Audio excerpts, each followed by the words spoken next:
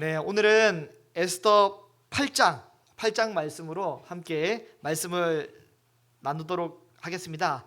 에스더 8장에는 지금 바뀌지 않는 법이 있습니다. 무슨 법이냐면 하만이 이미 만들어 놓은 법입니다. 그러나 생명을 살리는 새로운 법이 지금 선포되어야 하는 상황에 놓여 있습니다. 오늘 본문을 보면 왕은 에스더를 사랑하고 또 그를 살리고 싶지만 이미 죽은 하만이 만들어 놓은 그 법, 그 옛법이 옛 조서를 갈아엎지 못해서 지금 에스더가 죽을 상황, 유다 민족이 죽을 만한 상황에 놓여 있는 것입니다. 이것이 옳은 것입니까? 그냥 그것을 무효로 없애버리면 참 좋겠지만 지금 이 위기를 어떻게 극복할 수 있을까요? 새로운 조서를 본문에는 반포하여 죽음을 극복하는 내용이 나오게 됩니다. 우리 사랑하는 귀한 성도 여러분, 우리는 원칙이 있습니다. 그리고 정해놓은 계획이 있습니다. 그러나 때때로 이것이 원칙과 계획대로 쭉 밀고 나가고 싶지만 그것이 안 되는 상황이 가끔 때로는 때로가 아니라 우리는 사실 자주 발생합니다. 자주 발생합니다. 이번에 어제 위임식을 했지 않습니까? 우리 교회에 위임식을 하면서 제일 저는 개인적으로 이 스트레스를 받거나 어려운 문제 중에 하나가 이 외부 손님들이 올 때 식사를 어떻게 해결할 것인가. 저는 개인적으로 너무 이게 스트레스였습니다. 이거 어떻게 처리할까? 참. 그래서 그냥 제일 가까이 있는 허름한 식당에 가서 이제 그냥 먹고 치웁시다 라고 이제 말씀드렸더니 장로님이 손님을 그런데 모실 수 없다 해서 그래도 이제 좀 나은 데로 가야 되지 않겠냐 해서 이리저리 막 복잡한 계획을 가졌단 말이죠. 그래서 결국에 한 50명 남짓 예약이 되는 그 장소를 예약을 했는데 문제는 어제 토요일 말고 지난 토요일에 문제가 발생했습니다. 갑자기 제가 섬겼던 이 한가람 교회에서 전화가 온 거죠. 장로님 전화 오셨는데, 목사님, 저희가 우리 천우교회에 위임 감사 예배를 드리기 위해서 고속버스를 대절했습니다. 이거 잠깐만, 우리가 50명 예약을 어떻게 고속버스 45명 이렇게 주여, 이게 큰일 났다. 이제 막 머리가 복잡해지기 시작한 거죠. 제가 세워놓은 계획이 있고 뜻이 있지만 이것이 50명 자리에 이게 70명을 끄집어 이렇게 삐집어 넣을 수는 없잖아요. 안 되잖아요. 그래서 어쩔 수 없이 이제 또 이래저래 막 복잡하게 막 너무 막 주중에 막 너무 막 이쪽 갔다가 저쪽 갔다가 저쪽에 멀리 갔더니 또 예약이 안 된대요. 왜냐하면 거기는 손님이 너무 많기 때문에. 또 저쪽 갔더니 이거는 음식이 막 안 될 것 같아요. 그래가지고 결국에 또 장로님 추천해 주신 한 식당에 딱 갔더니 해주시겠대요. 기가 막히게 해주시겠대요. 그래서 하나님이 또 이 안에 담긴 또 한 10분짜리 절묘한 에피소드가 있는데 그거는 시간 관계상 못하고 아무튼 기가 막히게 하나님이 만들어 주셔가지고 이제 그분들이 최선을 다해서 우리를 섬겨주기로 얘기를 해주셔가지고 어쨌든 바뀌고 변경하고 또 이렇게 또 수정을 했잖아요. 한번 인생을 살다 보면 내가 세워놓은 계획과 내가 뜻한 원칙과 내가 또 세운 어떤 목표가 수정이 될 때가 있습니다. 수정이 될 때가 있습니다. 여러분의 계획 속에 장재훈 목사님이 저쪽 교회를 가는 것이 있으셨습니까? 없었습니다. 여러분 아마 상상에 내가 장례할 때 장재훈 목사님이 나를 염은 안 해주시더라도 그래도 해주시겠지. 우리 아들 시집 장가 갈 때 아들은 시집을 안 가죠. 어쨌든 우리 딸 시집 갈 때 장 목사님이 조출을 해주시겠지라고 상상을 하셨겠지만 내 계획과 뜻대로 되지 않습니다. 여러분 우리가 질병에 걸리는 것이 또 내가 대학을 떨어지는 것이 여러분 계획에 있으셨습니까? 없습니다. 저도 재수할 줄 몰랐어요. 엄청난 충격을 받았습니다. 하나님이 음성을 들려주셨어요. 저에게 이제 신학을 하라고, 그리고 이제 또 확신을 주셨단 말이죠. 근데 이제 제가 재수를 했어요. 왜 재수를 했습니까? 수능은 괜찮았어요. 근데 교회 다닌 지 1년밖에 안 됐기 때문에 성경고사를 거의 빵점을 맞은 거예요. 그러니까 못 들어갔지. 계획에 없던 일이 생기니까 엄청난 충격을 받고 신앙이 굉장히 막 그 한동안에 상처를 받고 흔들렸습니다. 내가 세워놓은 계획과 뜻이 어긋나게 될 때, 그것이 내 실수로 어긋나면 괜찮아요. 근데 하나님이 뭔가 하시는 것처럼 보이게 될 때, 아니면 나 말고 다른 외부의 상황으로 인해 바뀌게 되면 굉장한 스트레스를 때로 우리는 받게 됩니다. 이게 견딜 수 없는 거죠. 그런데 오늘 본문에 하만이 이미 세워놓은 계획과 뜻이 있고 조서를 반포를 했어요. 근데 그 하만은 이미 죽었습니다. 그러나 하만이 세워놓은 조서는 살아있고 운동력이 있고 활력을 가지고 아직 활보하고 있는 거죠. 총을 쏜 사람은 죽었지만 총알은 날아가고 있습니다. 화살을 쏜 사람은 죽었지만 화살은 이미 다가오고 있는 거죠. 이걸 어떻게 대처를 해야 되는 거잖아요. 에스더가 찾아가서 이야기를 했습니다. 왕이시여, 이거 좀 처리하면 안 되겠습니까? 바꾸면 안 되겠습니까? 라고 했는데 왕이 기가 막힌 이야기를 하잖아요. 뭐라고 합니까? 메대의 그리고 바사의 법은 한번 공포되면 변기할 수 없다라는 원칙을 이야기합니다. 원칙. 한번 공포되면 변기할 수 없는 원칙이 있습니다. 한번 정하면 그냥 가는 거죠. 계속 keep going, 계속 하는 거죠. 왜냐하면 법이기 때문입니다. 에스더서 1장 19절을 보면 이렇게 법이 있잖아요.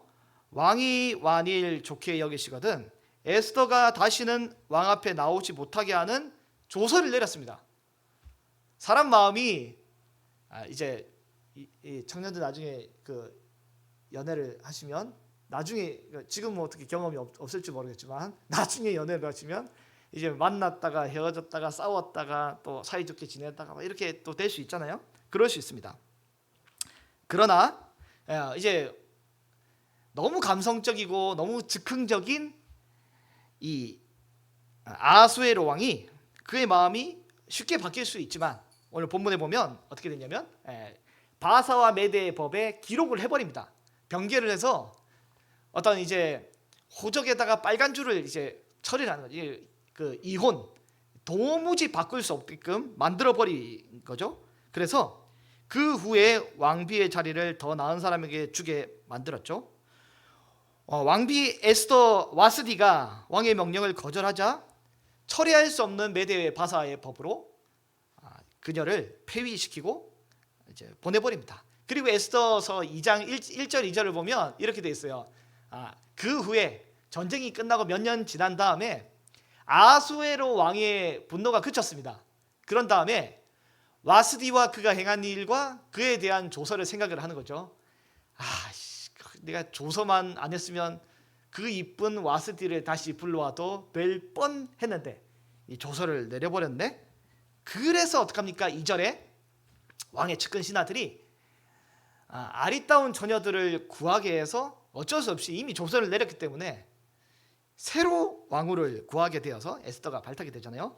한번 정해놓으면 한번 조서를 내리면 바꿀 수 없습니다. 바꿀 수 없습니다. 다니엘서 6장 7절과 8절을 봐도 어떻게 되어 있냐면 나라의 총리들과 여러 사람들이 다니엘을 넘어뜨리기 위해서 뭐라고 하냐면 왕에게 법률을 세우고 한 금령을 구합니다. 뭐냐면 30일 동안 누구든지 왕 외에는 다른 어떤 신이나 사람에게 절하지 말자, 기도하지 말자라고 했는데, 그런데 다니엘은 어떤 사람입니까? 늘 하나님 앞에 기도하던 사람입니다. 그것도 창을 열어놓고 예루살렘을 향해 기도하던 사람인데 그 사람은 사자굴에 빠지게 된 위기가 발생하게 되는 거죠. 8절을 보면 왕이 이 조서를 세웠기 때문에 다시 고치지 못합니다. 그래서 어떡합니까? 다니엘서 6장 12절을 보면 왕이 이 조서 때문에 다니엘을 사자굴에 던질 수밖에 없게 됩니다. 왜냐하면 한번 정해놓은 법이기 때문에 바꿀 수 없는 거죠. 그래서 15절을 보면 이렇게 됩니다. 같이 한번 읽어볼게요. 15절은 시작. 그 무리가 또 모여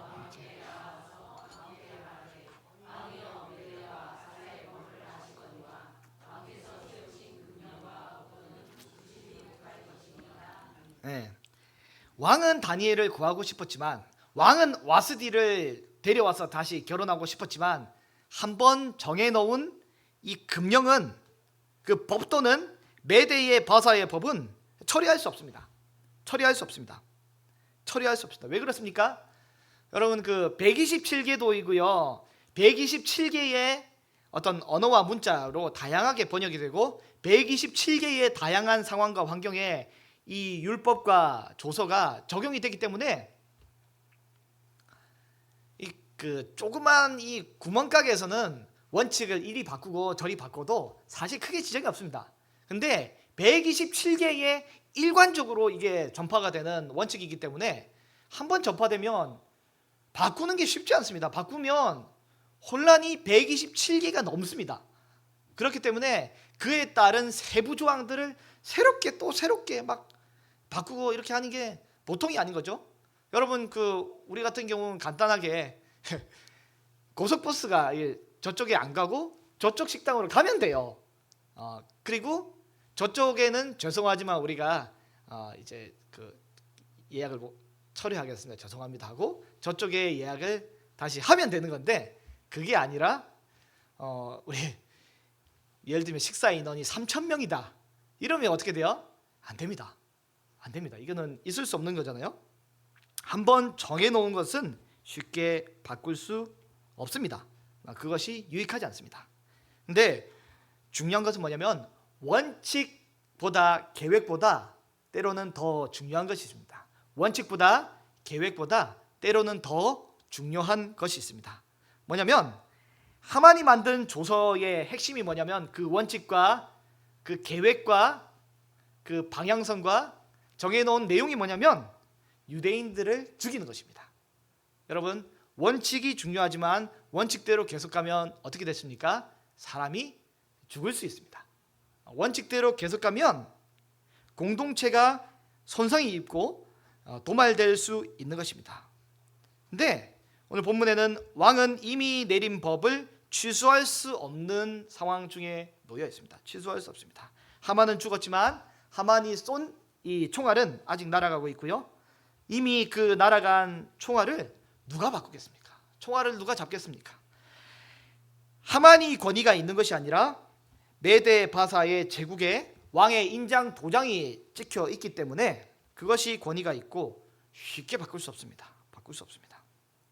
그래서 왕과 이 에스더 모르드게가 서로 협의를 합니다. 뭘 협의를 하냐면 왕으로부터 새로운 조서를, 생명을 구하는 조서, 생명을 구하는 사람을 살리는 조서를 새로 패치를 입혀서 새로 이제 만들어서 유대인들에게 자기를 방어할 수 있는 권한, 자위권을 부여하고 생명을 지킬 수 있을 만한 그런 길을 열어주게 된 것입니다.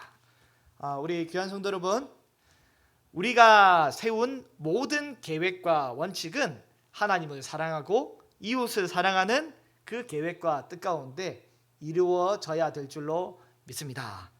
우리는 사람을 살리는 원칙을 세워야 하는 것입니다.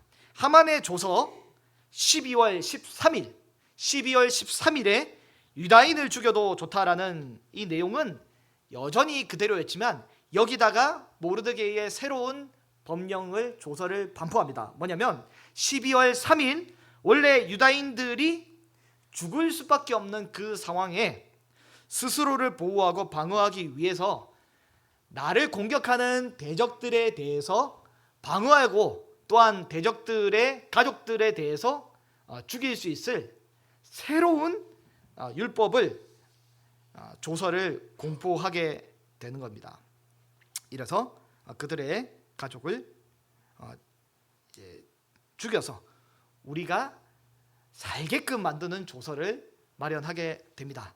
하만의 조서의 특징이 뭡니까? 사람을 죽이는 조서입니다. 사람을 죽이는 조서입니다. 그러나 모르드게의 조서의 특징이 무엇입니까? 죽지 않고 살 수 있도록 방어권을 마련하는 것이 모르드게의 조서입니다.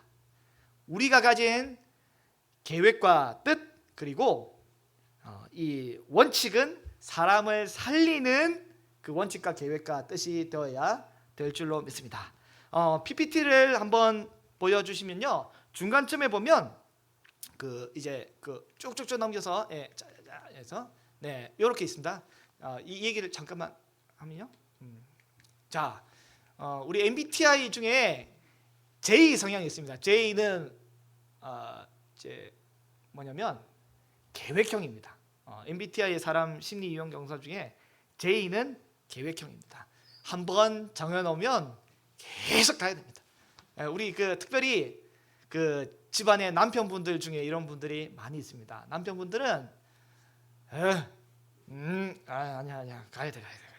이래서 대화가 통하지 않고 원칙대로 가는 이 경향들이 많습니다. 물론 이제 남자 여자 또 이렇게 같기도 한데, 그다음에 P 성향이 있으면 뭐냐면 이 사람은 계획이 없이 그때그때 하는 것을 즉흥적으로 또 이제 어떤 순발력 있게 모든 일을 해내는 것이 바로 P의 성향의 특징의 하나이죠. 그래서 사람은 기질과 성향이 다르잖아요. 여러분 보시기에 저는 어떤 성향 같습니까? J입니까? P입니까?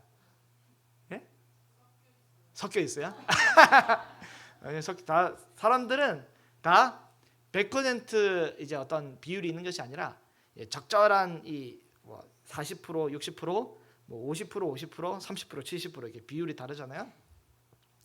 저는 이제 1년을 봤을 때는 J 성향이 많고 그때 순간순간은 P 성향이 또 많은 것 같아요. 그래서 사람마다 또 다양한 성향들이 있잖아요. 사람은 다양한 성향들이 있습니다.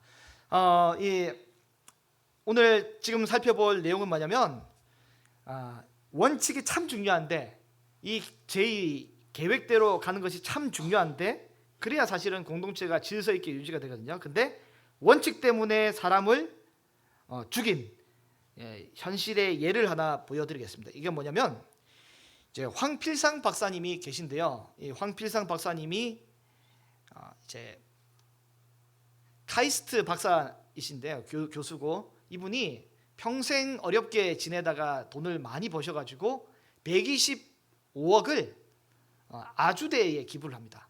장학재단에 기부를 하게 되는데 문제가 뭐냐면 이분이 225억의 세금 폭탄을 받게 됩니다. 여러분 충격적이지 않습니까? 여러분 교회에 예를 들어서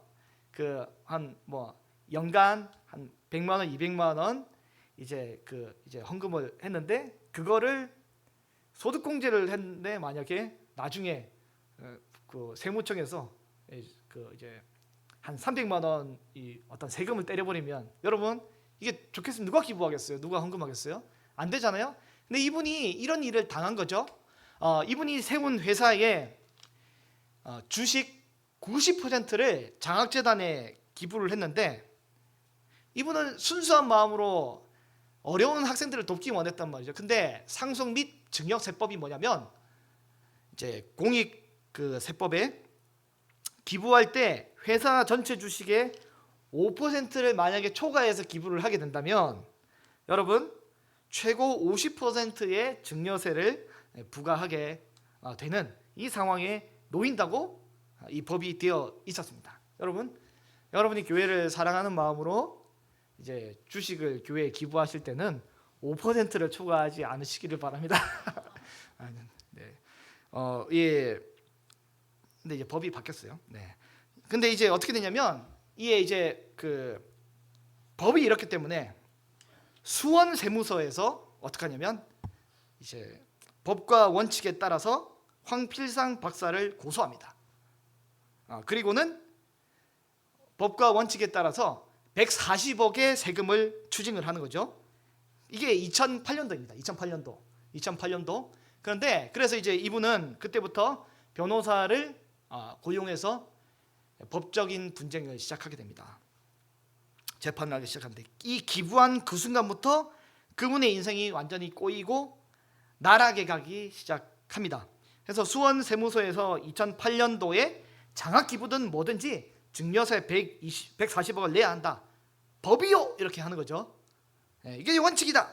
그래서 재판을 했는데 1심에서는 황필상 박사님이 승리합니다. 그래서 증여세 회피의 의도가 아니다 해서 이게 2009년도에 재판이 끝나거든요. 여기까지 하고 종료를 해야지.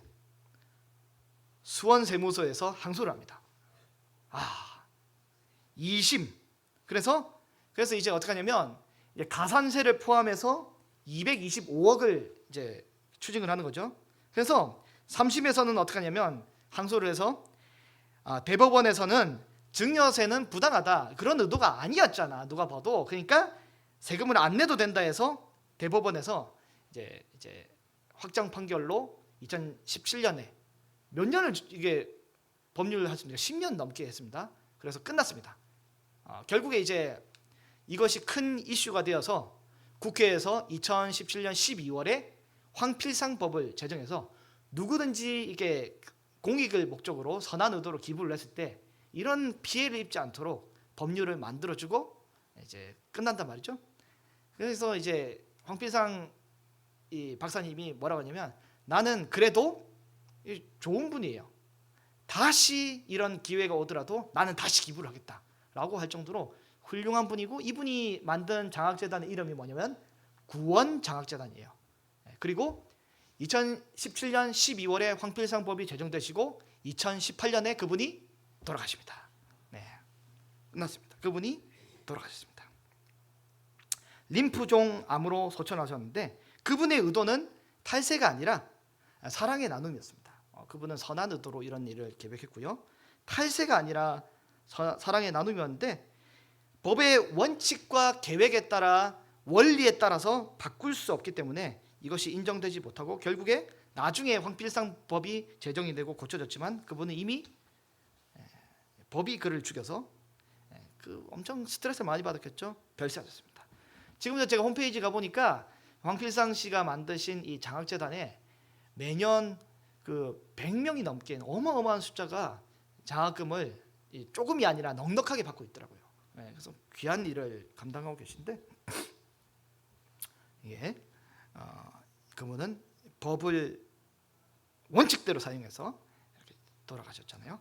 제가 그 유튜브 링크를 하나 보여드렸는데 한번 지금 준비하고 한번 틀어주시면 좋겠고요. 이 내용을 한번 보면 90세 할아버지가 등장합니다.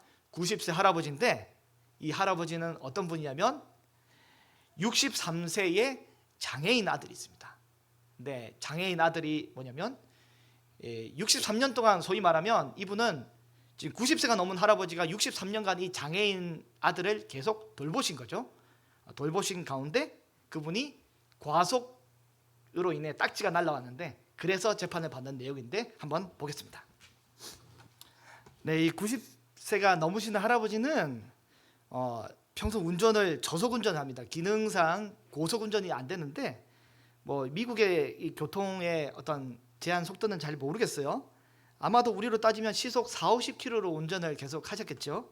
깝깝한 운전을 하고 뒤에서는 그렇지만 이 할아버지는 어쨌든 책임져야 하는 63세의 장애인 아들이 있는데 이 아들을 데리고 가야 되기 때문에 운전을 해서 가는데 우리로 따지면 어린이 보호구역이 시속 30km잖아요.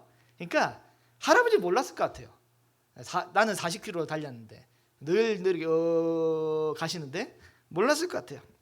영상을 보면서 조금 저는 짠했던 게 뭐냐면 할아버지는 평생 63년간 그 아들을 돌봤을 텐데 이제 판사가 얘기하잖아요. You are good man 하는데 위로를 받으지 않는지 입이 막 떨리시면서 이게 참 법이 사람을 죽이지 않고 사람의 어떤 상황과 환경을 이해하니 이분이 위로를 받으셨는지 그 법 속에서 이제 어떤 좀 회복이 되는 그런 모습을 봤는데 할아버지가 여기서 이제 저는 인상 깊었던 게 자기 아들을 63년 된 아들을 뭐냐 여기서 그 마이보이라고 하더라고요. 마이보이. 내 애기이라고 얘기를 하는데 아직 할아버지에게는 이 63세의 아들은 여전히 어린이입니다. 할아버지에게는 어린이고, 그리고 그 할아버지는 계속해서 어린이를 지금 보호하고 있는 상황이잖아요. 어린이를 보호하고 있는 상황이에요. 물론 법적으로는 어린이 보호구역을 속도를 위반해서 갖겠지만 어린이 보호구역이란 걸 만들어 놓은 이유와 원리와 원칙이 뭡니까? 어린이의 안전함입니다. 근데 이 할아버지에게 그 아들은 마이보이, 나이가 많아도 할아버지에게는 이 어린이인 거죠.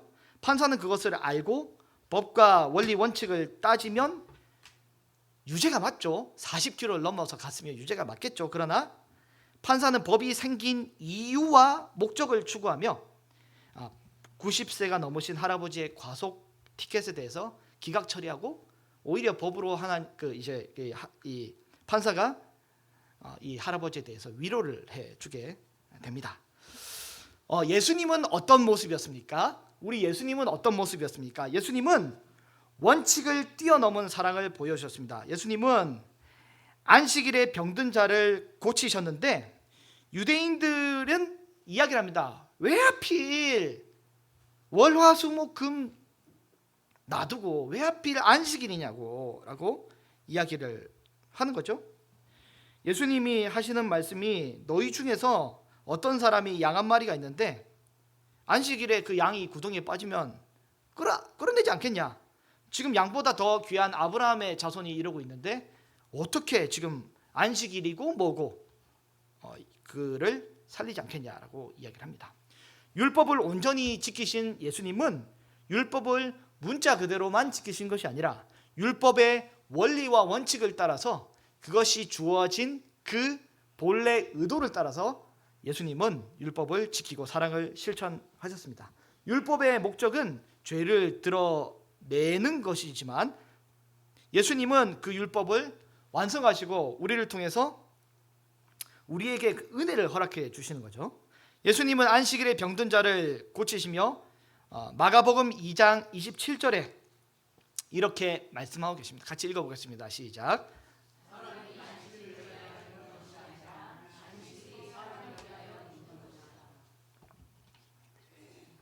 유대인들에게 안식일 준수는 생명과 같이 굉장히 중요한 내용입니다.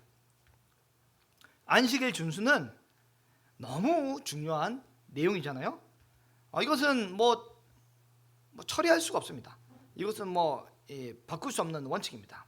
여러분, 그래서 여러분도 저도 어떤 일이 있더라도 주일은 생명을 걸고 지키고 또 예배를 힘있게 잘 지키는 것이 우리의 원칙이고 우리의 사명입니다. 여러분, 예배를 잘 지키시고 또한 또 할 수 있으면 또 예배 한 20분 전, 늦어도 10분 전에는 우리가 오셔가지고 기도함으로 예배를 준비할 때 이렇게 풍성한 예배가 될 것 같은데 아까 예배 10분 전에 보니까 휑하더라고요. 네, 당황을 했습니다. 좀 일찍 와주시면 좋겠어요. 네, 알겠습니다. 네. 근데 예배를 오는데 극단적인 예시입니다. 있을 수 없는 극단적인 예시입니다. 이상해요. 낌새가 이상합니다. 이 예배를 간 사이에 우리 집안 구성원 중에 누군가 극단적인 선택을 할 것 같은 엄습을 하는 느낌이 들었다면 여러분 그 상황이면 어떻게 합니까? 원칙을 지켜야 됩니까? 아니면 아이를 지켜야 됩니까? 아이를 지켜야 되는 거잖아요. 아이를 지켜야 되는 것입니다.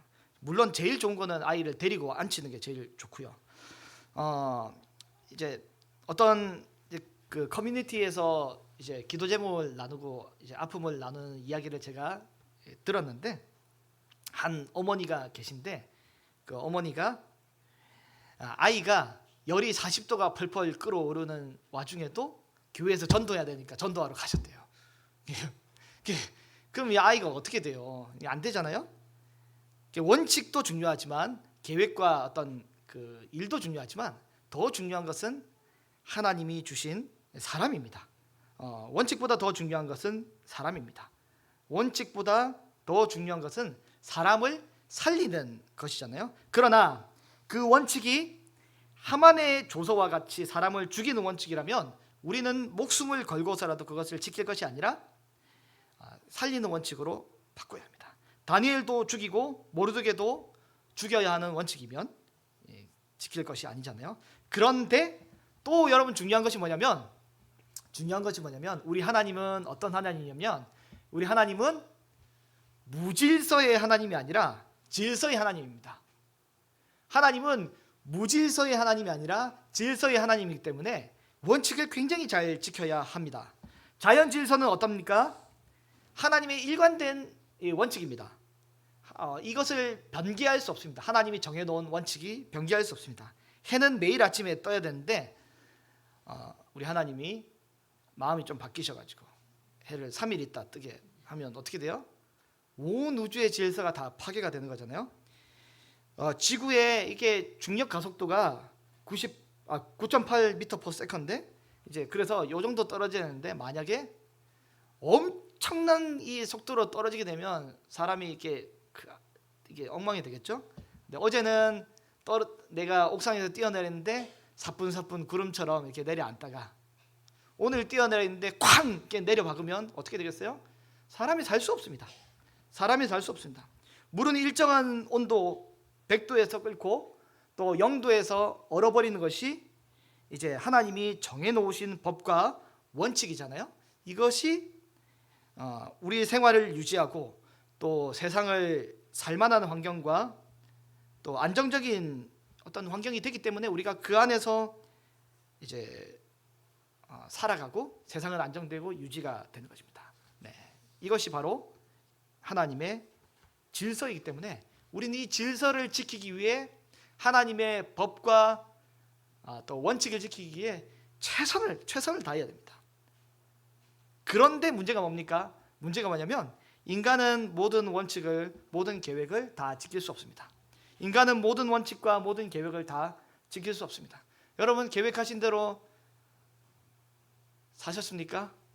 예, 여러분 계획하신 대로 사셨으면 지금 다 빌딩이 지금 막 몇 개가 있으시고 여러분 자녀들은 다 지금 하버드로 가 계시고 여러분 다 남편은 그대로 가야겠죠. 이렇게 계획대로였으면 여러분 사람은 계획대로 원칙대로 삶을 살지 못할 때가 많습니다. 인간에게 율법을 주어졌을 때 율법을 다 지킬 수 없기 때문에 사람은 결국에 죽음에 이르게 됩니다. 로마서 7장 10절을 보면 율법이 생명을 주지 못하고 죄를 드러내는 역할이 되는데요. 10절을 같이 한번 읽어보겠습니다. 시작. 생명에 이르게 할 그 계명이 내게 대하여 도리어 사망에 이르게 하는 것이 되었도다. 아멘. 생명에 이르게 하는 그 율법을 내가 지키려고 시편 119편의 기자처럼 사망의 길로 가지 않고 생명길로 가려고 노력하고 진리의 길 안에 걸으려고 이 길을 걸으려고 힘있게 하려고 하다 보니까 뭐냐면 내가 그 길을 걷지 못하는 것을 깨닫게 됩니다. 내가 그 길을 갈 만한 능력이 되지 않고 또한 그 길을 갈 만한 마음이 되지 않는 연약한 존재임을 깨닫게 되는 거죠. 하나님은 이런 인간의 한계를 아시고 예수님을 통해서 율법의 완성을 주셨습니다. 그래서 우리는 어떡합니까? 우리가 무언가를 해서 완성을 지키는 것이 아니라 예수께서 모조리 다 해주신 그 은혜를 우리는 어떻게 하냐면 믿음으로 수납하는 것입니다. 예수님을 믿고 나를 믿지 않습니다. 예수님을 믿고 나를 신뢰하지 않습니다 라고 이렇게 고백하고 나아가게 될 때 우리는 믿음에 이르게 되는 것입니다. 우리는 옛 조서로는 사망에 이르게 되지만 새로운 조서로는 예수 그리스도께서 세우신 율법 외에 하나님이 정해놓으신 하나님의 한 의, 다시 말해서 율법으로는 의를 이룰 수 없기 때문에 예수님이 몸소 모든 것을 다 당하시고 행하시고 예수님을 믿은 사람에게 선물로 주시는 그 의로 인해서 우리에게 생명의 길이 열린 것입니다. 우리가 할 수 있는 일은 평생 실수하지 않고 법을 계속해서 원칙을 따라 한 번도 이탈하지 않는 것이 아니라 우리가 할 수 있는 것은 뭡니까? 예수님을 믿고 그 복음을 받아들이는 것, 그것이 바로 신앙의 귀한 내용이 되는 것입니다. 여러분, 우리가 삶을 살아야 할 지혜가 있습니다. 우리는 삶을 살아갈 때 지혜가 필요합니다. 우리의 삶에는 지혜가 필요합니다. 우리는 원칙과 사랑 사이에서 우리는 늘 균형이 필요합니다. 법을 지키는 것이 중요하지만 그 법을 지켜 사람을 죽이게 만들게 된다면 이것이 안 좋잖아요. 그것보다 더 중요한 것은 사람을 살리는 것이 더 중요합니다. 또한 조직과 질서를 유지시키기 위해서는 일관된 원칙이 필요합니다. 일관된 원칙이 필요합니다. 지도자가 변덕을 가지고 이랬다 저랬다 뭐 이렇게 하면 어떻게 합니까? 신뢰를 가지기 어렵습니다. 신뢰를 주기 힘듭니다. 그렇기 때문에 지도자에게는 일관된 일관성, 그것이 요구가 되잖아요. 그렇지 않으면 지도자를 신뢰하고 따라가기가 쉽지 않습니다. 여러분, MBTI 검사를 해 보셨는지 모르겠습니다. 아마 대부분 우리 검사를 이제 서로 교제 나누며 하셨을 건데, 사람들은 자기만의 고유의 성향이 있습니다. 어떤 사람의 성향은 어떻습니까? 계획적이라서 계획대로 살지 않으면 답답해서 미칠 지경입니다. 사람은 자기만의 고유한 성향이 있잖아요. 그래서 고지고대로 원칙대로 하던 대로 했던 대로 메대와 바사의 법과 같이 한번 정해놓은 것은 사람이 죽든지 살든지 관계없이 변개치 않고 하는 것이 이게 편한 사람이 있지만 그것이 좋은 것이 아닙니다. 그것보다 더 중요한 것은 사람을 살리고 공동체를 유익하게 하는 원칙입니다. 사람은 자기만의 고유한 성향이 있습니다. 어떤 사람은 즉흥적이기 때문에 계획대로 살아가게 되면 답답해 미치는 사람이 있습니다. 아무런 계획도 없이 이랬다 저랬다 계속 바뀌게 되고 변경이 된다면 누가 함께 그 일을 하겠습니까? 누가 뭘 따라하겠습니까? 예를 들면 제가 이제 오늘은 매일 성경하고 우리 성도님들이 확신을 가지고 믿고 따라오다가 2026년이 되다가 매일 성경 버려버리고 우리는 전도 폭발입니다 이렇게 하면 여러분 어떻게 이걸 따라오겠습니까? 절대 따라올 수 없고 신뢰할 수 없는 것입니다. 때로는 원칙을 철저하게 지키는 것이 공동체의 유지와 발전을 위해 아주 절실하게 필요한 것입니다.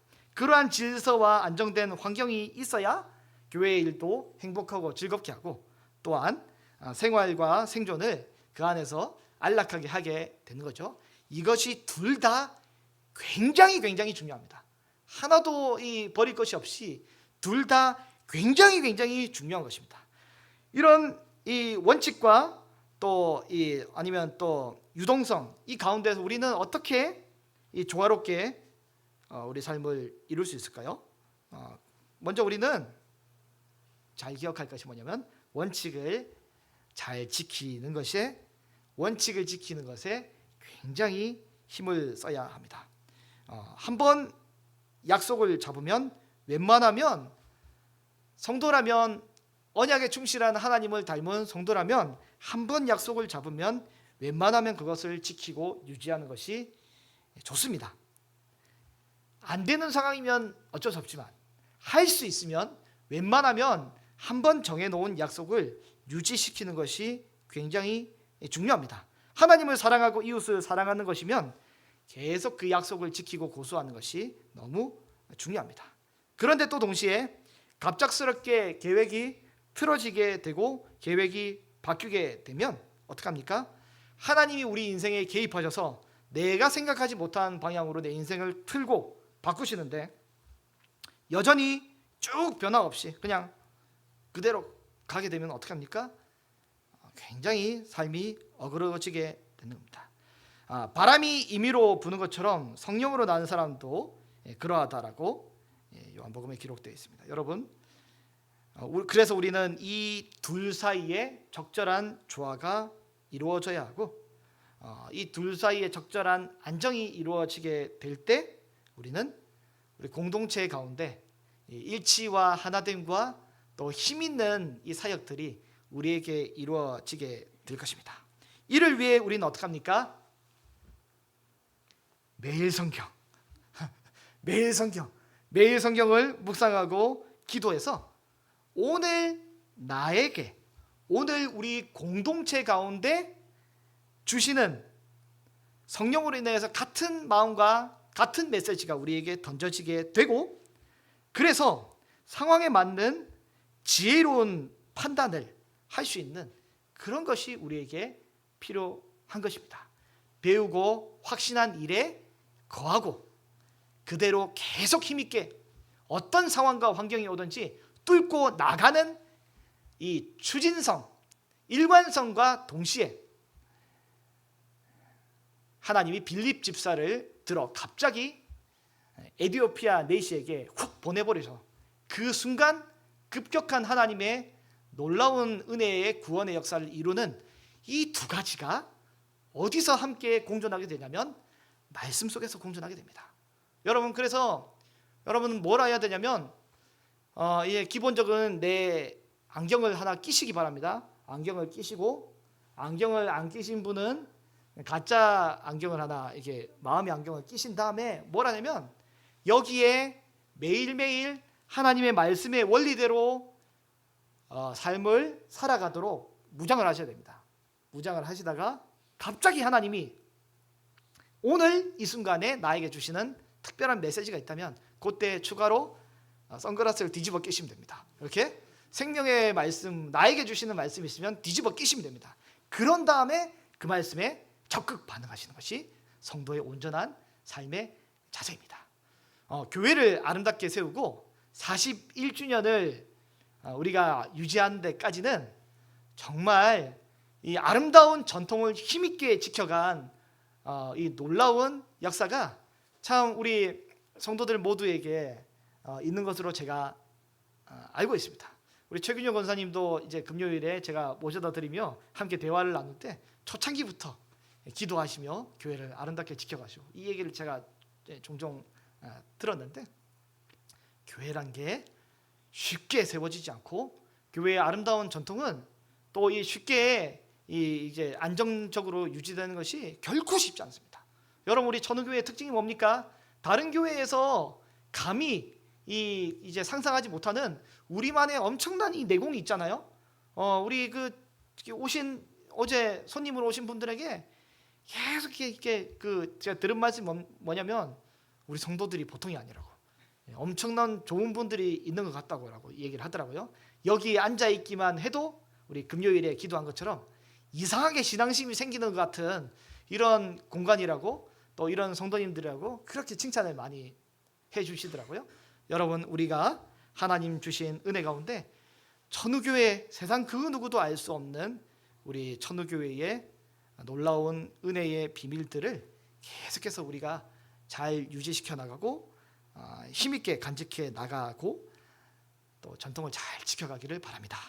아울러 또 순간순간 모든 이 결정과 상황 가운데 오늘 나에게 지금 주시는 그 말씀 가운데 즉각적으로 반응하여서 어쨌든 뭘 하든지 사람을 죽이지 않고 살리는 그런 생명의 공동체가 되도록 그렇게 여러분 힘써 주시고, 우리 교회를 이제 100주년까지 더 힘있게, 여기 계신 분들 웬만하면 다 100주년까지 살아 계시고요, 함께 아름다운 100주년을 맞이해서 하나님께 영광 올려드리고 우리 지역사회와 하나님 나라의 귀한 아름다운 한 페이지를 장식해 주는 우리 천우교회가 되기를 소망합니다.